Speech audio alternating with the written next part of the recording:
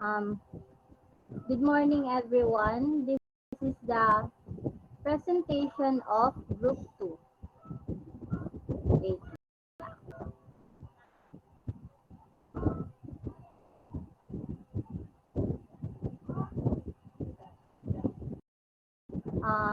The rest are Fermin Guevara, Andre Hardeleza, Rhea Joy Guamos, Maria Concepcion Handusay. Mm, Our topic is all about job design and role development. Under this topic, we will tackle job and roles, factors affecting job design, job enrichment, self-managing teams, high-performance work design, and role development.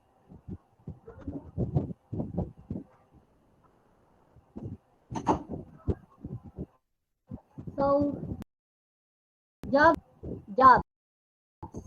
A job consists of a related set of tasks that are carried out by a person to fulfill a purpose.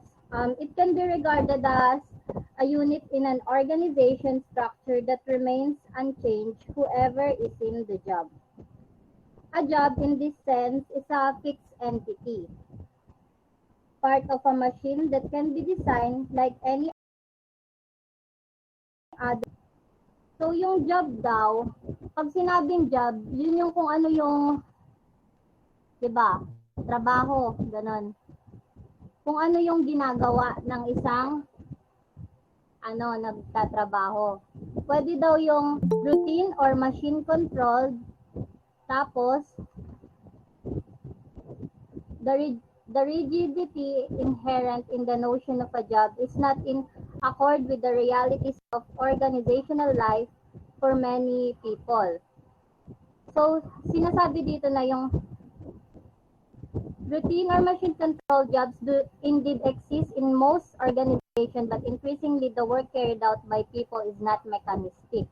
Meaning to say, yung kung ano yung skill na nilalabas ng isang tao, hindi yun through machine. Parang kung ano yung what is done, how it is done, and the results achieved depend more and more on the capabilities nila and motivation ng bawat individual at yung interaction nila with another and their customers or suppliers.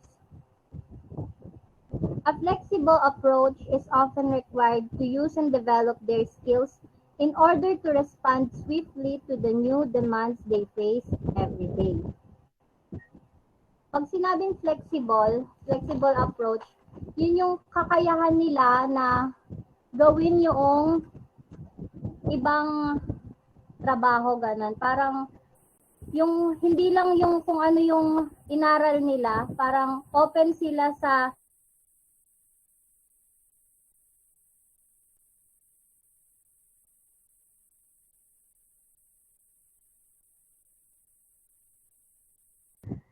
nagloko po kasi yung mic ko, sorry po. Open po sila sa new experience and knowledge po na matututunan nila. Next. Wait lang.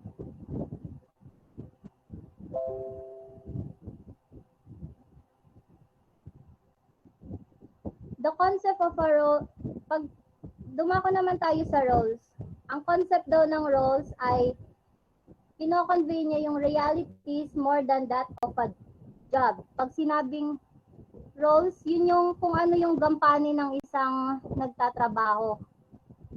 Essentially, a role is the part people play in carrying out their work. So, we have two types of roles, individual roles, those carried out by one person, and generic roles, those in which essentially similar activities are carried out by a number of people, yung maramihan siya, ganun. They may cover a whole occupation. Wait lang po. A role can be described in behavioral terms. Given certain expectations, this is how the person needs to behave to meet them. Parang yung kung ano yung dapat nilang gawin, yung dapat nilang i-behave para ma-meet yung certain roles na nakaatang sa kanila. A role profile will not spell out carried out, but will instead indicate expectations in the form of outputs and outcomes, and competency requirements in the shape of the inputs of skills and behaviors required to fulfill this expectation.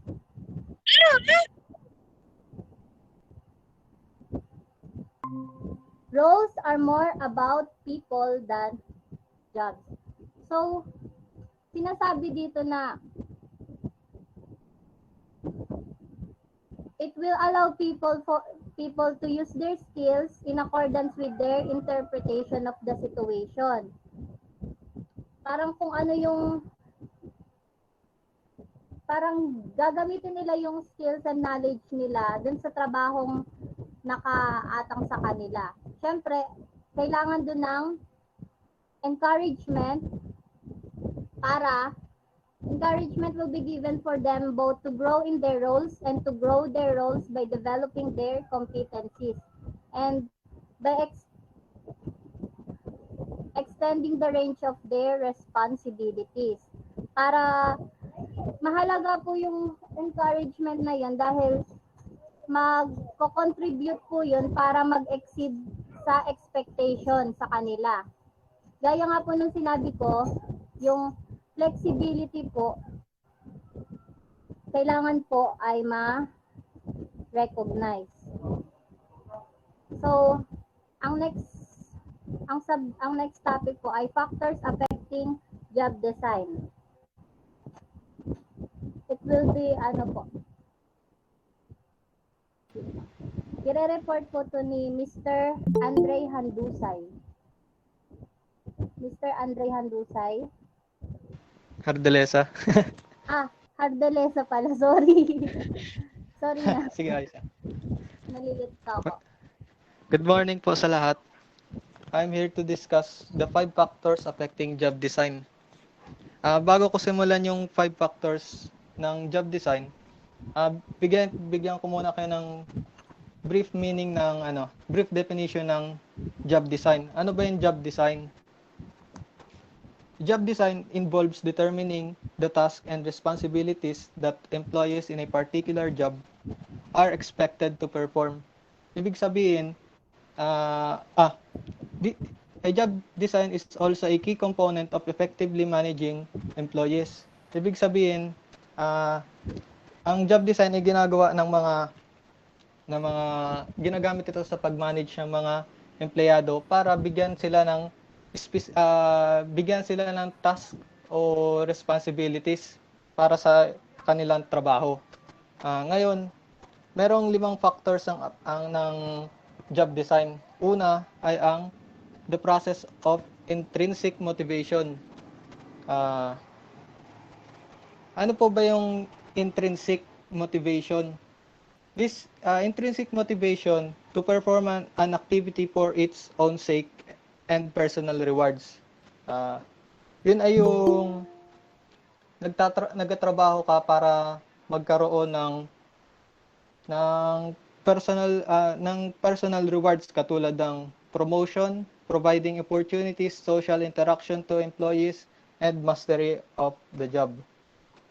The process of intrinsic motivation. The case for using job design techniques is based on the premise that effective performance and genuine satisfaction in work follow mainly from the intrinsic content of the job.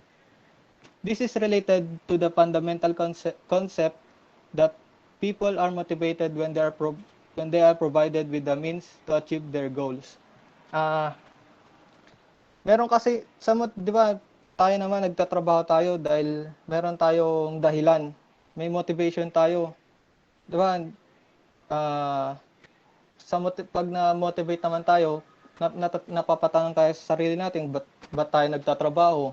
Ba't din tayo nag-aaral? Ngayon, work provides the means to earn money which as an extrinsic reward satisfies basic needs and is instrumental providing ways of satisfying higher level needs. Yung extrinsic motivation ay ano siya ay reward siya na motivation siya para maka-earn siya ng rewards tulad ng money o kaya naman ay takot kang your fear of failure. Kumbaga ay siyempre ang nahanap naman ng isang halimbawa kung ako ay isang manager, ang nahanap ko sa isang empleyado ay yung gusto pang matuto sa kanilang larangan na dun sa kanilang larangan o kaya dun sa trabahong ginagampanan nila. So, but work also provides intrinsic rewards which are under the direct control of the worker. Next po ay characteristic of task. Next slide. Ang next naman po ng factors ay characteristic of task structure.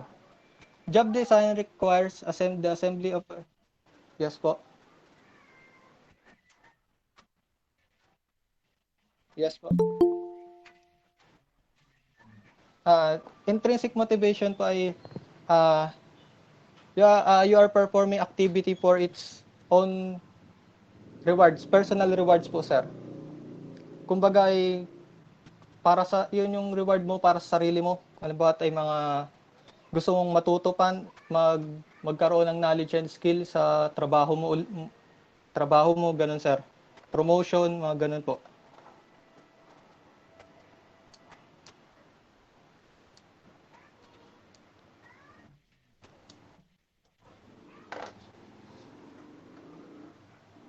Characteristic of task structure. Task structure.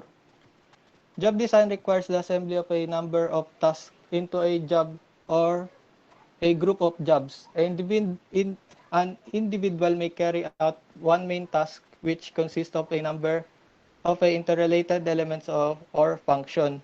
Kung ang task structure kasi ay parang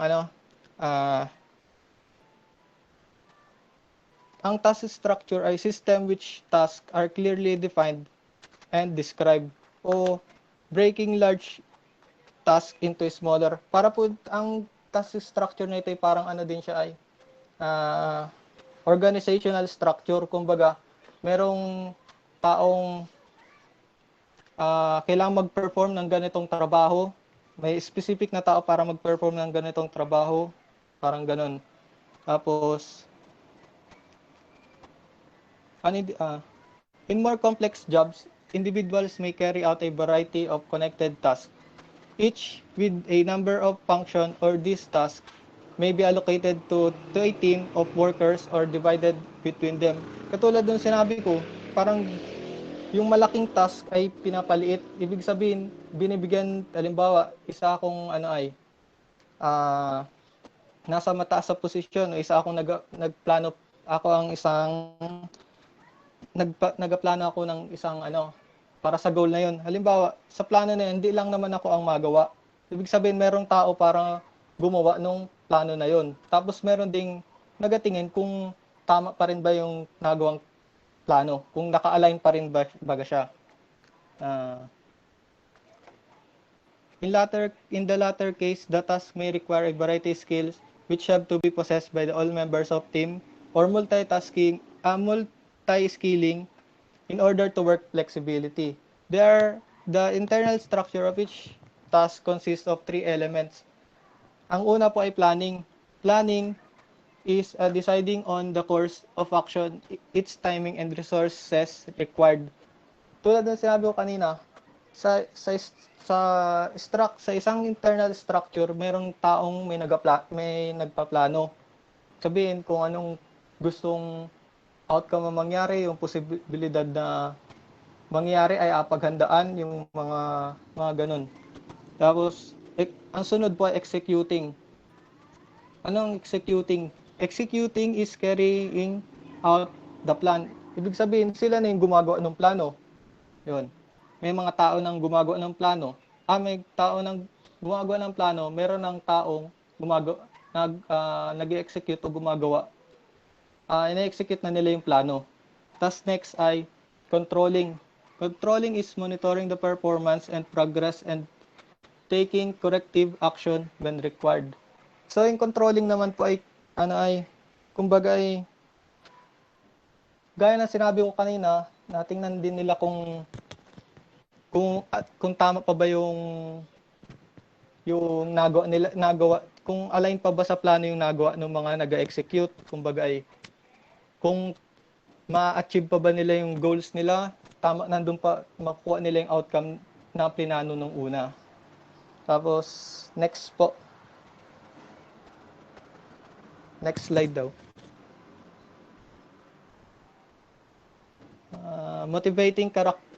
Next factor is motivating characteristic of jobs. The ideal arrangement from the point of view of intrinsic motivation is to provide for fully integrated jobs containing all three task elements.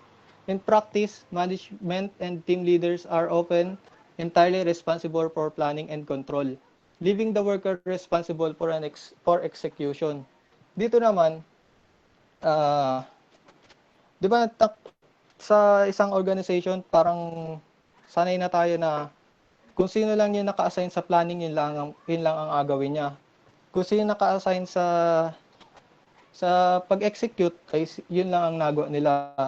So ngayon, maapektuhan ng job design at maapektuhan ang job design kung bagay parang may namamagitan sa kanila, namamagitan sa kanilang dalawa, kung bagay ahayaan na lang nating, halimbawa, yung mga nagplano, ahayaan lang natin mag-execute.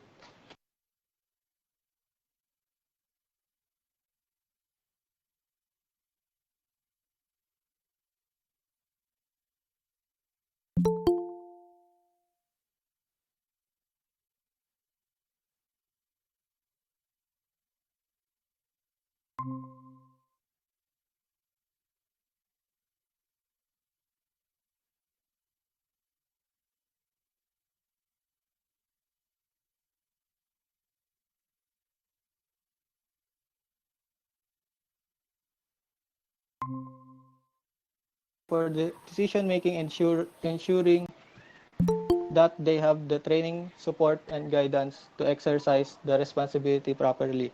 Kagaya ng tulad ko, pag nagkaroon ng empowerment sa isang organization, mas mapapadali yung mas madali nating makukuha yung success, mas madali nating makukuha yung goal, at saka yung outcome mas mapapaganda pa.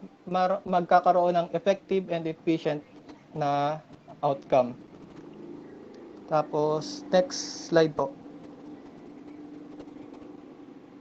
Next naman po ay the job characteristic model. A useful perspective on the factors affecting job design and motivation is provided by Hackman and Oldham's of 1974 job characteristic model. They suggest that the critical psychological states of experience meaningfulness of work, experience responsibility for outcomes of work, and knowledge of the actual outcomes of work strongly influence motivation, job satisfaction, and performance. Sabi dito, may tatlong critical psychological states na ayon sa job characteristic model ni Hackman and Oldham's of 1974. Ang tatlong yun ay experience meaningfulness of work, experience responsibility of outcomes for work, and knowledge of the actual outcomes of work. Ngayon, yung critical psychological state nito, paano natin ito makukuha? Siyempre, kailangan meron kang characteristic ng trabaho, dapat meron kang core job characteristic tulad ng skill variety, task identity, task significance, autonomy, and feedback. Ngayon, kung nakuha mo na itong critical critical psychological state, magkakaroon ka ng mas magandang outcomes tulad ng high internal work motivation, high quality work performance, high work and job satisfaction, and low absenteeism and turnover.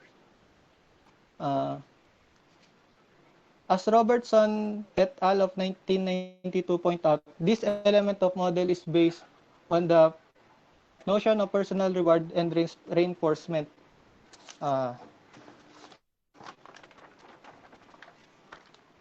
Reinforcement is obtained when a person becomes aware or knowledge of result that he or she has responsible for, experience responsibility and good performance on a task that he or she cares about, experience and meaningfulness. Ibig sabihin, yung job characteristic model na ito ay parang siya ay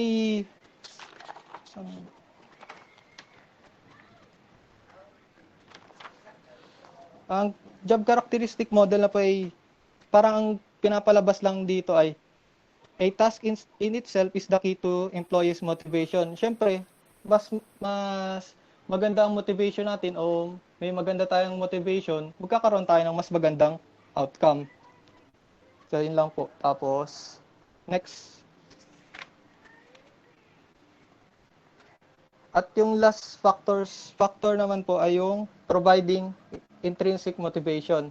Meron po tayong tatlong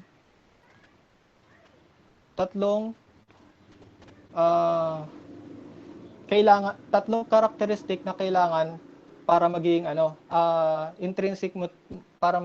intrinsically motivating. Una ay feedback. Individual must receive meaningful feedback about their performance, preferably by evaluating their own performance and defining the feedback.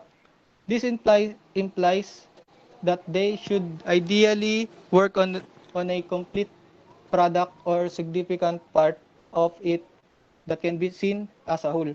Ibig sabihin, feedback, kailangan lang naman nating malaman as an employee kung maganda ba yung ginawa natin o hindi, ko medyo nag-fail tayo. Syempre, pag mayroong feedback, magkakaroon tayo ng adjustment. Halimbawa na lang, pag alam nating halimbawa ay medyo hindi tayo na satisfied sa gawa natin. Ngayon, magkakaroon ng improvement and development dun sa gawa natin. Tapos ang next sa use of abilities. The job must be perceived by individual as requiring them to use abilities they value in order to perform the job effectively.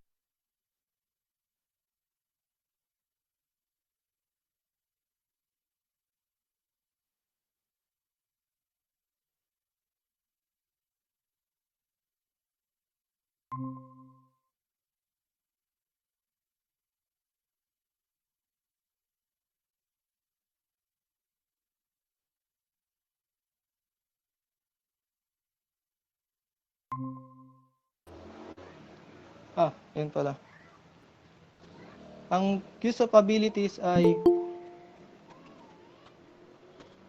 para makagawa ka ng isang magandang trabaho ay syempre kailangan may abilidad kang gumawa ng mga tasks and responsibilities.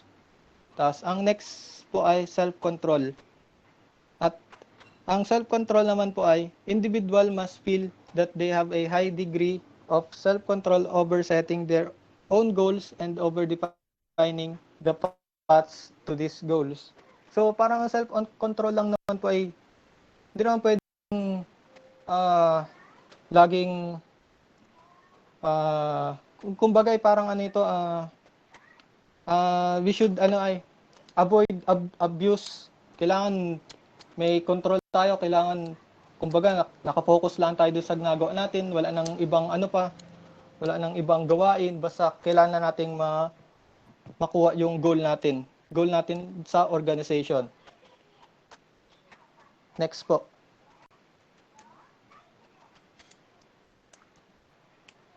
Tapos ang next naman po ay na-discuss ko ay job design. It has been defined by Davis of 1966 as the specification of the contents, methods, and relationship of jobs in order to satisfy technological and organizational requirements as well as the social and personal requirements of the job holder. Ang ibig sabihin lang naman nitong job design ay katulad nung sinabi ko kanina. Kumbaga ay nabigyan mo ng task yung isang job holder o yung empleyado mo ng nabigyan mo sila ng task, yung task and responsibilities yung mga job holder o yung mga empleyado. Kumbaga, it refers to the way that set of tasks or an entire job is organized. And also, assignment of goals. Job design assignment is an assignment of goals and tasks to be accomplished by the employees. Tapos meron po tayo sa job design, there are two aims. Una, para sa organization, syempre, para to satisfy the requirements of the organization for productivity, operational efficiency, and the quality of product or service. Tapos ang next ay para sa individual o yung mga empleyado o yung mga magtatrabaho. To satisfy the needs of the individual for interest, challenge, and accomplishment, thus providing job engagement, commitment to carrying out the job well.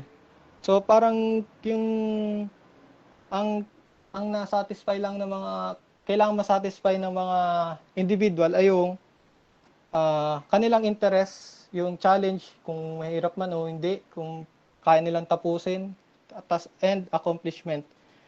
Ang job engagement ay parang ano lang,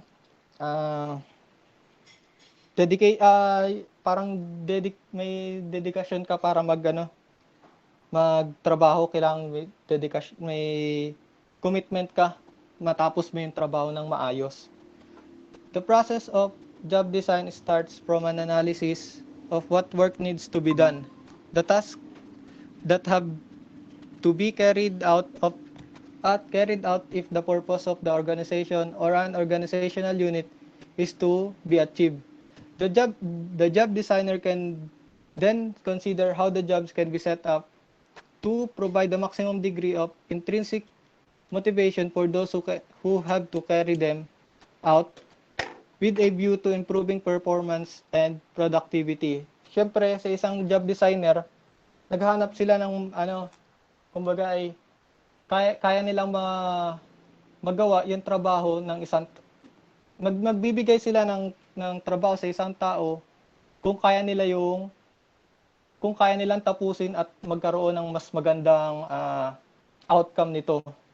Thus, consideration has also to be given to another important aim of job design, to fulfill the social responsibilities of the organization to the people who work in it by improving the quality of working life,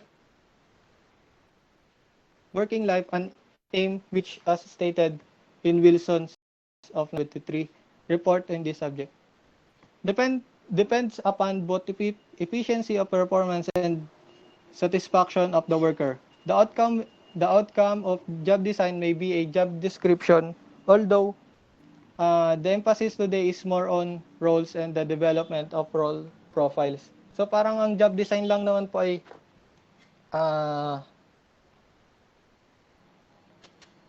ang job design ay parang tawag dito.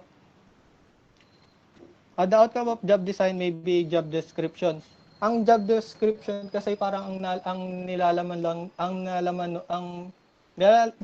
noon ay kung ano yung dapat mong tapusing trabaho. Although parang may pagkaparehas sila ng job design, kung ang job design naman ay binibigyan mo sila ng task. Tapos kasi yun na po. Tapos na po. Ang next po mag-present ay si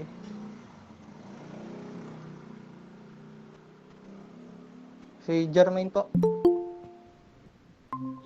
So, dumako naman tayo sa principles of job design. So, ayon kay Robertson and Smith, may 5 principles daw ang job design. First, to influence skills, variety, provide opportunities for people to do several tasks and combine tasks. Second, to influence task identity. Oh my gosh. Identity, combine tasks, and form natural work units. Third, to influence task significance, form natural work units, and inform people of the importance of their work. Next, to influence autonomy, give people responsibility for determining their own working systems. And last, to influence feedback, establish good relationships and open feedback channels. So dito sa principles na to, parang sinasabi lang yung kung ano yung mga dapat na gawin para maging maayos yung isang job. Yung kailangan ay maging flexible sila, ilabas nila yung skill nila and knowledge sa isang job, tapos mag-combine sila ng mga task, hindi lang sila naka-focus sa isa, and yung para mabigyan ng responsibilidad yung mga tao na magtrabaho. Yung parang yun. Tapos para magkaroon din ng open communication, yung feedback, ganun. Para ma-establish din yung good relationship sa isang organization. Kasi mas mahalaga kasi sa isang organization yung communication. Pero para sa akin, yung hindi lang communication yung mahalaga eh. Kailangan din ng comprehension or pag-uunawaan. Turner and Lawrence, 1965, identified 6 important characteristics which they called requisite task characteristics, namely variety, autonomy, required interactions, optional interactions, knowledge and skill, and responsibility. Pero ayon kay Cooper, nag-outline naman siya ng 4 conceptual distinct job dimension, which is yung variety, discretion, contribution, and goal characteristics. An integrated view suggests that the following motivation characteristics are of prime importance in job design. So parang yung kay Turner and Lawrence at kay Cooper ay pinag-isa na. Pinagsama. Yun ay autonomy, discretion, self-control, and responsibility, variety, use of abilities, feedback, belief that the task is significant. These are the basis of the approach used in job enrichment. So next naman is yung approaches to job design. The main job design approaches are job rotation. Sa job rotation, parang inaano niya yung movement ng mga employees na gawin yung isang task, tapos yung isa pa, parang yung flexibility ba, ganon. Employees from one task to another to reduce monotony by increasing variety. Yung parang dinadagdagan yung trabaho para maging flexible. Next is job enlargement, which means combining previously fragmented tasks into one job, again, to increase the variety and meaning of repetitive work. Parang ganun lang din siya sa rotation, pero mas malawak na. Next is job enrichment, which goes beyond job enlargement to add greater autonomy and responsibility to a job and is based on the job characteristics approach. Next is self-managing teams or autonomous work groups. These are self-regulating teams who work largely without direct supervision. Yung parang sila na mismo yung gumagalaw, hindi na nila kailangan i-supervise or sabihin kung ano yung dapat nilang gawin. The philosophy on which this technique is based on logical extension of job enrichment. Last is high-performance work design. Dito naman, parang ang focus lang nito ay yung working groups in environment where high levels of performance are required. Yung parang pang ano na siya, yun nga, high performance. Yung hindi na siya basta-basta lang na trabaho. Of these 5 approaches, it is generally recognized that although job rotation and job enlargement have their uses in developing skills and relieving monotony, they do not go to the root of the requirements of or intrinsic motivation and for meeting the various motivating characteristics of jobs as described above. These are best satisfied by using as appropriate job enrichment, autonomous work groups, or high-performance work design. Ang next na topic naman natin ay job enrichment.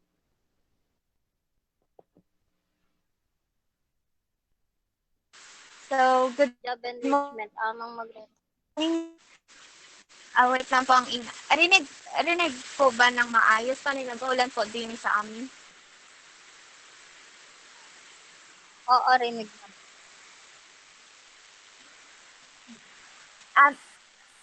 Rinig po. Sis, putol-putol Rinig ka, naman po be. yung boses po. Wait lang. Ang hina kasi po ng signal dito sa amin. About job enrichment. So, but first, let me define what is job enrichment. Job enrichment is a method of motivating employees in which our job is designed to have interesting and challenging tasks that require more skill and pay. So, from the word itself, enrichment. So, when we say enrichment makes more something meaningful, substantial, or rewarding. Enrichment improves something. Like for example, riches are valuable things such as money or gold.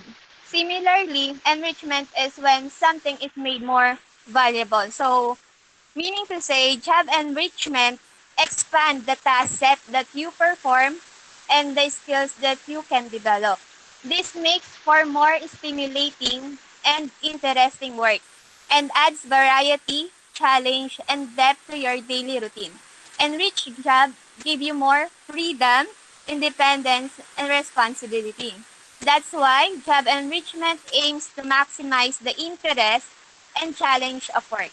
Kasi po, di ba, when a career is aligned with one interest or halimbawa yung isang trabaho po or yung trabaho na nagawa natin is naka-align sa interest natin, there may be a greater motivation to devote effort to developing relevant knowledge and skills, setting higher career-related goals, and taking action to achieve those goals. So parang mas na-motivate po tayo na mas gawin natin yung best natin dun sa trabaho natin kasi kasi nandun nakalan yung interest natin sa nagawa natin. So that's why that the employee must have this characteristic. First, it is a complete piece of work in the sense that the worker can identify a series of tasks or activities that end in a recognizable and definable product. So meaning to say, it is a finished product po, in the sense that the worker can identify a series of tasks or activities that result in a recognizable and definable product. Like for example po sa fashion industry. Halimbawa is na yung pagkagawa, yung finish na product is simpleng t-shirt lang. Pero dito sa job enrichment, mas na-improve mo pa yung isang product na since simpleng damit lang or simpleng t-shirt lang, pwede mo ang agawin mo is gawin mo siyang craft or mas ma-i-improve na nagawa na. So, pangalawa po, it affords the employee as much variety, decision-making, responsibility, and control as possible in carrying out the work. Like sabi ko nga po kanina, in job enrichment po, mas nabibigyan ka ng free independence. dito sa trabaho mo at mas may control ka dun sa trabaho mo. Pero mas malaki yung mas malaking responsibility mo dito. Sa ang kagandahan dito, since nga nandun yung control, mas naliles yung stress sa trabaho. Tapos sa pangatlo po, it provides direct feedback through the work itself on how well the employee is doing his or her job. Parang ikaw na mismo yung nakakapuna kung ay may dapat pa ba akong ayusin dito or mayroon pa ba akong pwedeng i-improve. Parang ganon, ikaw na mismo yung nakakapuna. Ikaw na yung nagabigay ng feedback dun sa ginawa mo. So, next, wait lang. Wait lang po. So, job enrichment, as proposed by Herbert, 1968, is more than simply increasing the number of variety of tasks or providing opportunities for job rotation. This makes for more stimulating and interesting work and adds variety, challenge, and depth to your daily routine. However, supporters of job enrichment argue that while these approaches may alleviate boredom, they do not result in positive increase in motivation. So, hindi daw po, yung iba supporters daw po ng job enrichment na nasabi nila na doon nakakaalis siya ng boredom dahil interesado ka doon or naka-align doon yung interest mo sa nagawa mo, hindi siya yung result ng, sabi nga, they do not result in positive increase in motivation. So, at dagdag lang din po, we must remember, before you can consider ways to improve the jobs in your workplace, you must first create a fair and trusting environment. Kasi po, di ba, halimbawa kung ikaw po yung boss, di ba po, sobrang halaga sa isang organization trust. Di ba po, yung trust and pagiging fair para mas naging maayos yung pagpapatakbo sa isang organization. And then if there are fundamental flaws in the way people are compensated or treated, you or your organization must first address those issues. If they are not resolved, any subsequent attempts to increase satisfaction are likely to be ineffective. So mas maganda pa rin po na halimbawa kung may mga dapat ayusin sa isang organization, mas ayusin natin. Do kahit na maganda yung job enrichment, kung ano yung mga dapat ayusin sa isang organization, dapat ayusin po natin para mas maging maganda papatakot dun na organization. So next po, self-managing team. Next po. Ayan. So in self-managing team or autonomous work group is allocated an overall task and given discretion over how the work is done. This provides for intrinsic motivation. So, medyo alinawin ko lang po yung sa report po nung kagrupo po namin si Mr. Andre. When we say intrinsic po, intrinsic motivation refers that you are motivated to do the activity because it is internally rewarding. You chose to do it because it's fun, enjoyable, and satisfactory. You start it, and outcomes of your goals, satisfy your basic logic need for autonomy, relatedness. Example po para mas maintindihan natin. Halimbawa po sa isang paligid, sumali po tayo dun sa paligsahan na yon, hindi po para dun sa reward, hindi po tayo after dun sa reward, kundi mag-enjoy tayo, para mag-enjoy tayo. Ano po, sa internal satisfaction po natin. At doon naman po sa intrinsic, pahapyawan lang po. When we say extrinsic motivation, ibig sabihin external po, diba? You are motivated to do the activity in order to gain an external reward in return. Your goal is focused on an outcome and does not satisfy your basic psychological needs. Rather, it involves external gains such as money, fame, power, and avoiding consequence. So, ayun po. Yung money po is hindi siya naka sa intrinsic. So, balik na po tayo sa topic. So, sabi po dito, ulitin ko po ulit, when we say a self-managing team po daw, it is a group of people who work together to achieve a common goal by combining their various skills, knowledge, and experience. It is the team members' responsibility to manage their own work, decide how to achieve goals, grow as a team, continuously improve, and manage stakeholders within boundaries. Ang pinagkaiba po sa self-managing team, so team nga ni po, ibig sabihin grupo, sa job enrichment naman po is individual.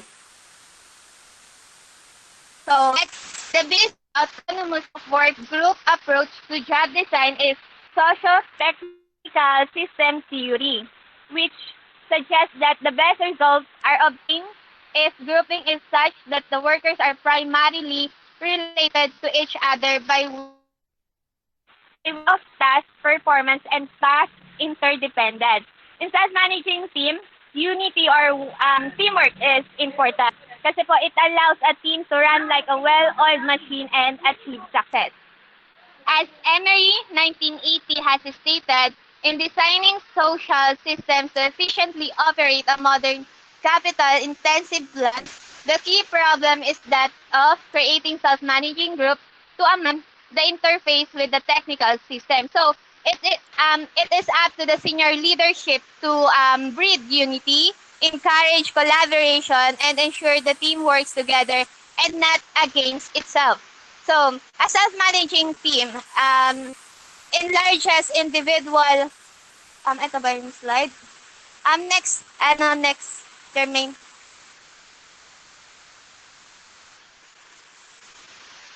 Ayan. Under po dito sabi, enlarges individual jobs to include a wider range of operative skills or multitasking. Mas flexible po yung mga workers. They have training and skills in more than one area of business. So, next po is decides on methods of work and the planning, scheduling, and control. Sabi, besides on methods of works, decides on methods of work and the planning, scheduling, and control of work. So, madali na ang naman po ito. Na-decide mo po yung, nag-decide na po yung methods of work sa pag-plan or sa schedule at sa pag-control ng trabaho. Next po,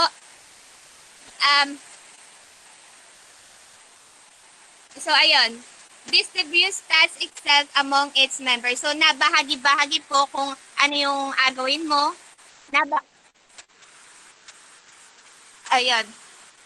Nabahagi-bahagi kung aling part po yung gawin mo.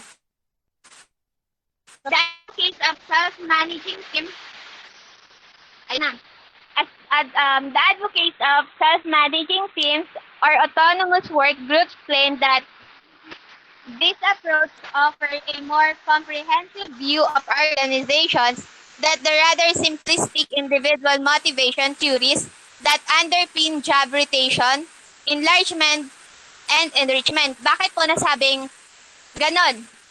Because the general goal of utilizing autonomous work groups is that several individuals working together toward a common task or project goals should typically generate broader and stronger ideas than one individual working alone.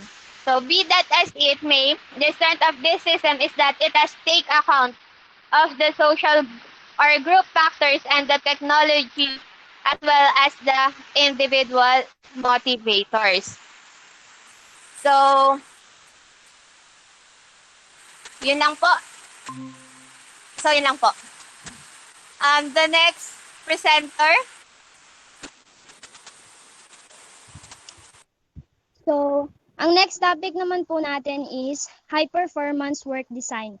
So, in high performance work design as described by Bachman 1987 requires the following steps.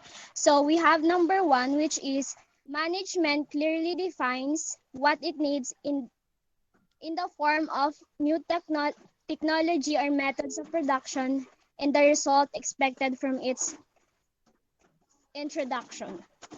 So, if we have a business, so it is very important for the management to know the new technology. Dapat alam natin kung ano yung mga technology na makakatulong sa ating production. So, dapat alam natin kung yung technology na yun ba ay appropriate para doon. So, yun yung kinakailangan na alam ng ating management. So, isama na din natin yung tinatawag na method which is necessary din para sa management natin para maging aware tayo outside and outside the business.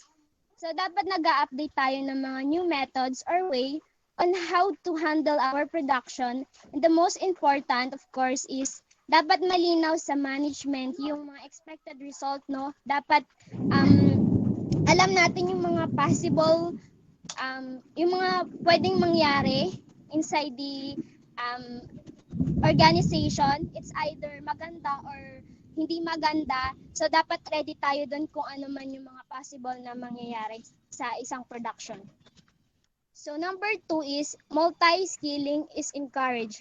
That is, job demarcation lines are eliminated as far as possible and encouragement and training are provided for employees to acquire new skills.